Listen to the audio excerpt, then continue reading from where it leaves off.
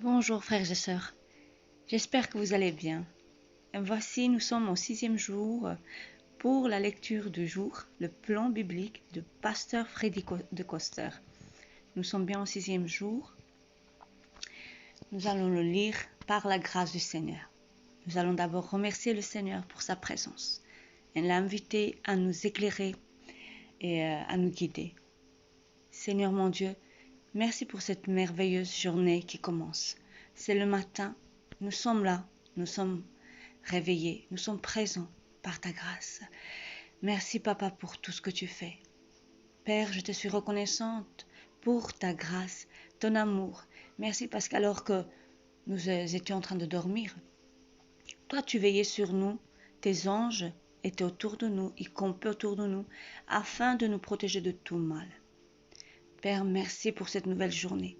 Grâce à toi, nous sommes là et nous voici, Seigneur, devant toi pour manger et boire à ta table. Père, merci pour la table que tu dresses aujourd'hui devant nos ennemis. Merci pour l'onction qui coule sur notre tête, sur notre visage, sur notre cou. Merci Seigneur. Merci parce que tu nous remplis ce matin par ton Esprit Saint. Viens Saint-Esprit. Viens Saint-Esprit, tu es le bienvenu. Mon cher ami, mon consolateur, mon précieux ami que Jésus a envoyé une fois qu'il est parti de la terre et qu'il est parti vers le Père, il t'a envoyé à toi. Merci parce que tu es là. Glorifions le nom de Jésus ce matin. Père, je bénis le nom de Jésus. Je glorifie son nom. Je l'élève au-dessus de tout nom qui peut se nommer. Dieu Tout-Puissant, je bénis ton œuvre. Je bénis ce que tu as fait dans notre vie. Je te glorifie, Seigneur. Louange, honneur à ton nom. Louange, honneur à ton nom, ô Dieu Tout-Puissant, Dieu de la terre et des cieux, Dieu d'Abraham, d'Isaac et d'Israël. À toi l'honneur, à toi la gloire, à toi la puissance, à toi le règne, Seigneur. Père, que ton règne vienne sur notre vie, dans nos cœurs, dans nos pensées, comme il est là-haut. Merci Seigneur. Merci Jésus. Nous voulons lire ta parole ce matin, Seigneur, manger à ta table. Nous voulons que tu nous éclaires aujourd'hui, que tu renouvelles nos forces, que tu renouvelles l'onction sur nos vies, au nom tout-puissant de Jésus. Car oui, Seigneur, nous reconnaissons que nous avons besoin de toi et que nous ne pouvons pas commencer notre journée sans toi. Nous voulons te louer et t'adorer. Louange, honneur à ton nom. Alléluia. Béni sois-tu, Seigneur. Bénis mes frères et sœurs. Bénis chaque personne qui écoute, qui va écouter. Que ton nom soit loué, Seigneur. Glorifie ton nom. Au nom de Jésus. Amen. Amen. Nous bénissons ta parole, Seigneur. Aujourd'hui, voilà, la méditation du jour. Prévenir des conflits. Psaume 45, verset 7. Tu aimes la justice et la méchanceté. Amen. C'est pourquoi, ô Dieu, ton Dieu t'a oint d'une huile de joie, par privilège sur tes collègues. Juste à l'entrée du zoo de Cerzat, dans les faubourgs de Lisieux en Normandie, une immense esplanade verdoyante vous accueille en un parc peuplé d'un troupeau de chèvres blanches et noires, comme si l'on avait voulu faire méditer sur le yin et le yang. À peine arrivée, notre petite Justine s'écria « Papa, regarde ces deux-là, on peut aller voir ?» Dans un éclat de rire, nous partîmes à toutes jambes pour nous rapprocher du ring, car c'était un véritable spectacle de boxe français qui nous était offert. Deux petites chevrettes, hargneuses, l'une blanche et l'autre noire, justement se dressaient sur leurs pattes arrière pour mieux se cabrer et se jeter à force de reins l'une contre l'autre en un violent choc frontal. Mais les rires de Justice se changèrent bientôt en profonde inquiétude. « Papa, elles vont se faire mal, il faudrait les séparer, elles vont se blesser. » Au bout d'un moment, lassé du spectacle, je pris ma fille par la main et nous fîmes tout le tour du zoo. À notre retour, des heures plus tard, quelle ne fut pas notre surprise de voir ces deux petites pestes qui poursuivaient leur bagarre exactement de la même manière et sans rien lâcher. L'histoire de la transhumance en France ne cache pas que les plus grands stress des bergers et des animaux venaient souvent des disputes.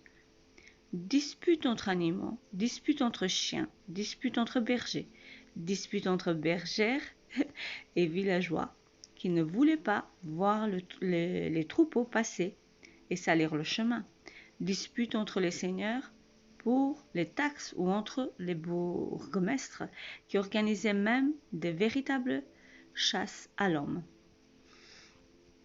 Eh ben, un cuir en pleine fleur. Cette peau qui est percée lors des disputes, que le talentueux Philippe le Grand appelle la fleur, est un élément organique très sensible composé en 3 couches. La partie supérieure de l'épiderme est une membrane très mince. C'est là où les poils sont fixés. Pour les mammifères, elle ne mesure pas plus de 1% de la peau. Puis vient le reste de l'épiderme, ou le derme, composé de la couche innervée et de la couche réticulaire. C'est de cette seule couche que l'on travaille le cuir. Vient enfin le tissu conjonctif cutané qui, étant le lien entre la bête et le cuir, permet l'accrochage de la fleur à la bête. Lorsque le tonneur travaille une peau, si l'implantation de poils est fine, ou si l'on voit que peu ou pas de pores d'implantation de poils, il doit vérifier si une correction de la fleur a été appliquée. Habilement, il étire le cuir sur les os du poing, la fleur tournée vers l'extérieur, afin de constater si le dessin de la fleur est naturellement grossier ou pas. Un dessin grossier est le signe qu'il provient d'une vieille bête. La couche papillaire est dans ce cas plus résistante au frottement que le consommateur lui fera subir. Les peaux entièrement parfaites n'existent pas. L'expérience de la bête, si elle n'est pas traumatique, en fait au contraire toute sa valeur. L'expérience de la bête, si elle n'est pas traumatique, en fait au contraire toute sa valeur. Une plaie guérie n'est pas forcément un affaiblissement, puisque les peaux ayant des blessures guéries conservent leur qualité naturelle. Dans ce cas, il n'y aura pas d'affaiblissement de la structure de cuir. Au contraire, il sera plus solide à l'endroit des cicatrices par les raffermissements des fibres. Une cicatrice fait partie intégrante de la peau. Où il veut nous emmener. Les pasteurs ont l'expérience de ce genre de conflit interminable. Alors, pour provoquer des glissades lors de leur coupe de bol malicieux, les bergers déversaient de l'huile sur les têtes de leurs moutons rétifs. Un cuir en pleine fleur est très beau, naturel et souple. Il ne s'entretient qu'avec de la graisse et de l'huile. Un cuir en pleine fleur est très beau, naturel et souple. Il ne s'entretient qu'avec de la graisse et de l'huile. J'espère que vous avez compris où il veut en venir. L'huile guérit tout. L'huile entretient. Et après les cicatrices, les blessures, la peau devient encore plus solide. C'est ce que moi j'ai compris. Mon cher Seigneur, c'est aussi cela l'œuvre de la grâce. C'est que même si les conflits de ma vie ont provoqué des déchirures, ton Saint-Esprit déverse en chacun de nous son remède, fait de pardon et de miséricorde. Guéris ceux que j'ai blessés par les disputes de mon caractère, et aide-moi à guérir aussi lorsque d'autres m'ont meurtri. Amen. Oui, c'est vraiment ça le message qui veut nous transmettre aujourd'hui, de guérir les plaies, les blessures de notre cœur, les blessures du passé, causées par des disputes, voire des bagarres, par des rejets, par des paroles que nous on adresse aux autres et que les autres nous ont adressées aussi. Finalement, à chaque parole, tout dépend de la sensibilité de notre cœur. Les paroles peuvent être comme des couteaux qui déchirent, qui coupent. Et alléluia, nous avons la parole de Dieu qui, elle aussi, est une épée à deux tranchantes. Eh oui, elle sépare l'âme de l'esprit. Elle nous permet, par l'esprit, par la parole, par la communication avec le Saint-Esprit, de guérir nos blessures, les blessures de l'âme, les blessures du cœur. Seigneur mon Dieu, merci pour ce message de ce matin. Tu désires guérir chaque enfant, chaque personne blessée par toutes sortes de blessures du passé, du présent, de tout ce qu'elle a vécu ou il a vécu. Seigneur mon Dieu, ce matin nous voulons juste nous tenir là devant toi et de dire, Seigneur, pardonne-moi. Pardonne-moi pour ce que j'ai dit, pour toute personne que j'ai blessée, exprès ou sans faire exprès. Je te demande de me pardonner. Je te prie de me pardonner. Lave-moi. Que ton sang vienne, Seigneur, sur moi, mais aussi sur ces personnes. Sur ces personnes, Seigneur. Viens guérir leur cœur.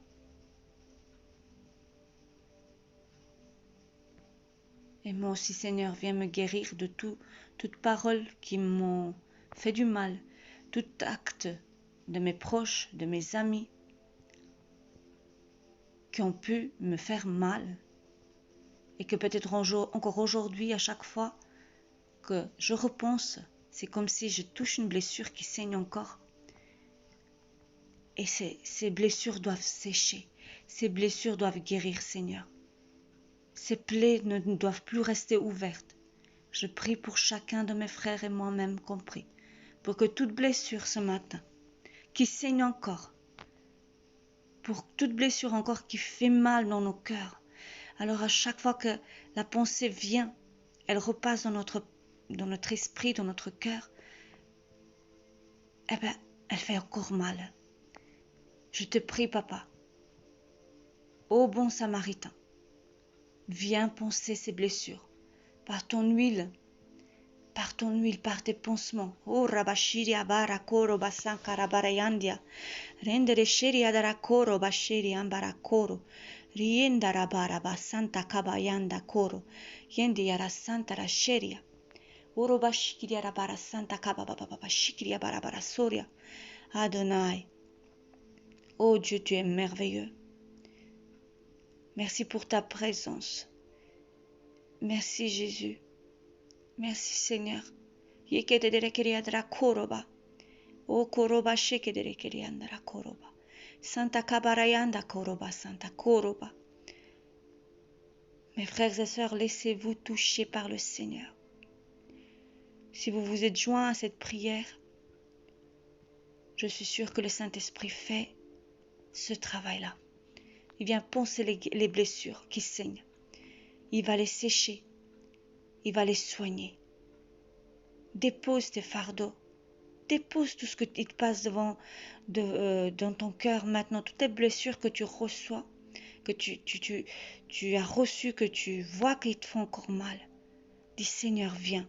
Je dépose ce fardeau entre tes mains ce matin. Je te confie ma vie.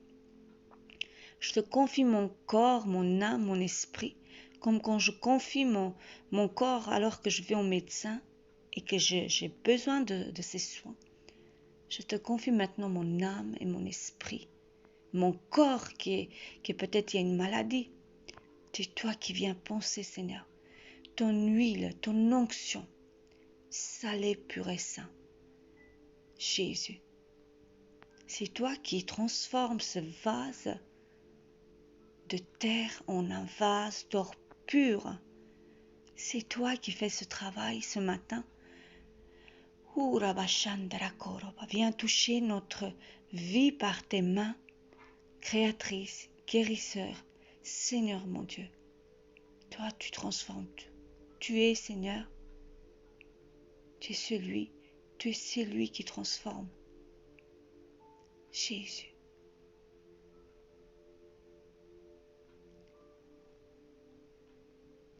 Merci de penser les blessures de toute personne qui a besoin là maintenant, en cet instant. Je proclame le nom de Jésus. Le sang de Jésus sur eux, sur leurs plaies. Ta parole dit que c'est par tes meurtrissures que nous avons été guéris. Merci Papa parce que cela se passe en ce moment. Alléluia. Béni sois-tu Seigneur. Nous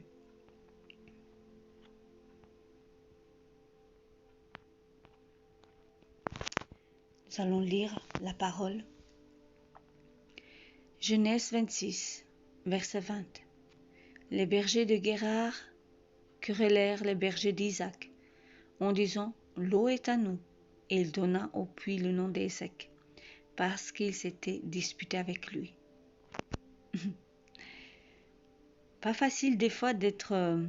pas facile du tout d'être en fait un berger. Je pense à nos pasteurs qu'ils ont pris cette initiative, ils ont obéi à l'appel de Dieu, de guider tout un troupeau, de s'en occuper de son troupeau, de Dieu. Ce n'est pas facile lorsque il doit faire face à certaines difficultés et de aussi mettre la paix au milieu des frères et sœurs. Ce n'est pas facile. Que le Seigneur bénisse nos pasteurs qui vient les aider dans cette œuvre qu'il leur a confiée. Merci Seigneur pour nos pasteurs. Amen.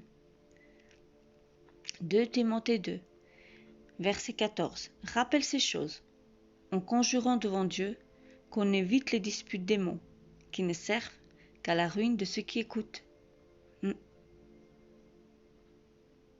Oui. Ça peut arriver qu'on n'est pas d'accord sur certains sujets. Mais voilà, la parole nous dit, elle nous conjure devant Dieu qu'on doit éviter les disputes de mots qui vont servir qu'à la ruine de ceux qui écoutent. Imaginons que dans une église, les gens se disputent et qu'il y a des nouveaux qui viennent, des nouveaux-nés on va dire, des nouvelles personnes qui cherchent le Seigneur et qui voient que même dans l'église, ils trouvent ce qu'ils ont trouvé dans le monde, qu'il n'y a pas la paix, qu'il n'y a pas l'amour et que les disputes règnent. Ça va leur servir à quoi? Ils vont quitter l'église et ils vont se refroidir. Ils quitteront peut-être même Dieu. On est responsable. Nos actes sont responsables. On doit trouver autant qu'enfants de Dieu, dans la paix, par la grâce du Seigneur, toujours une solution. Nous ne sommes pas du monde. On doit agir autrement que le monde. Amen. Amen, Seigneur. Tite 3, verset 9. Évite les discussions folles, les généalogies, les querelles, les disputes relatives à la loi, car elles sont inutiles et vaines. Amen. Je suis tout à fait d'accord. Les discussions folles, les généalogies, les querelles, les disputes qui concernent la loi, elles sont inutiles et vaines. Frères et sœurs, que le Seigneur soit le gardien de notre cœur, le gardien de notre bouche, de nos pensées, et que dans sa maison, au milieu de ses enfants, il ne trouve pas de querelles, il ne trouve pas de disputes qui servent à rien, qui sont inutiles et vaines. Ça ne nous fera que perdre du temps. Et il y en a un qui va se réjouir de voir les enfants de Dieu se disputer, se quereller, des fois, comme des gamins qui ne trouvent pas de solution. Se critiquer même, je peux dire aussi, rajouter, et se détester. Cela ne peut pas être au milieu des enfants de Dieu. Si Jésus est la tête, si Jésus habite dans notre cœur, par amour pour lui, avec un cœur humble, parce que les disputes, les querelles viennent à cause d'un esprit orgueilleux. Chassons l'esprit d'orgueil au milieu de nous.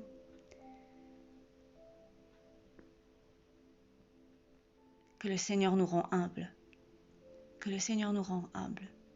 Seigneur mon Dieu, je te prie de toucher nos vies, de ôter tout ce qui n'est pas de toi, d'ôter tout esprit, toute pensée captive. Je prie encore, Seigneur, pour que tu renouvelles nos cœurs, nos pensées. Donne-nous un cœur qui te plaît, un cœur selon toi, un cœur rempli de toi. Car toi, Seigneur, tu nous as montré l'exemple. Tu as été humble, doux, compatissant, prêt à pardonner. Tu nous as pardonné finalement. C'est nos péchés qui t'ont cloué à cette croix. Tu n'avais pas besoin d'être dans la croix car tu étais pur et innocent. Les coupables se trouvaient en face de toi en criant « Crucifie-le, crucifie-le ». Seigneur mon Dieu, que ta paix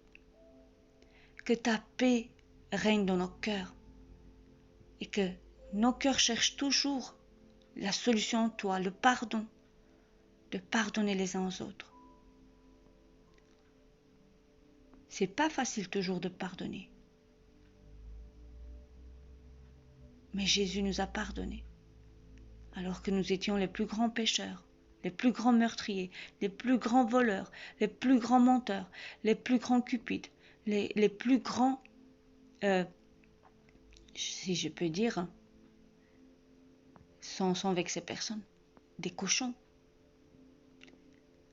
On était dans la boue, on aimait bien cela. Mais c'est Jésus qui est venu nous ouvrir les yeux et nous laver, nous purifier. Alors ne perdons pas et n'attristons pas le Saint-Esprit avec des disputes et des paroles et des discours vains. Faisons tout pour la gloire du Seigneur. Seigneur mon Dieu, je prie que moi-même aussi tu me diriges dans ta volonté, que mon cœur soit, Seigneur, pur devant toi, rempli de ta présence, sensible à la volonté du Saint-Esprit. Et pardonne-nous. Et que je regarde pas la paille qui est dans l'œil de mon frère, mais que toujours je me tourne d'abord en moi et voir cette poutre qui est dans mon œil, afin de mieux voir et d'ôter la paille de l'œil de mon frère et de ma sœur. Seigneur mon Dieu, merci pour ta parole d'aujourd'hui. Donc la pensée d'aujourd'hui, c'était de guérir les plaies, de devenir plus fort et d'éviter les disputes et les querelles inutiles qui ne sont pas du tout à la gloire de Dieu, mais qui sont inutiles et qui servent à ruiner ceux qui sont aux alentours. Dans une église, les disputes mènent à la division. Merci papa. Merci papa. Que le Seigneur vous bénisse, frères et sœurs, et qu'il vous guide tout au long de la journée. Par sa grâce et son amour, eh bien moi je vous dis à demain pour le 7e jour. Que le Seigneur vous bénisse abondamment. Soyez bénis, soyez bénis. Le Seigneur vous aime. Il est notre berger. Alléluia. Amen. À demain, frères et sœurs.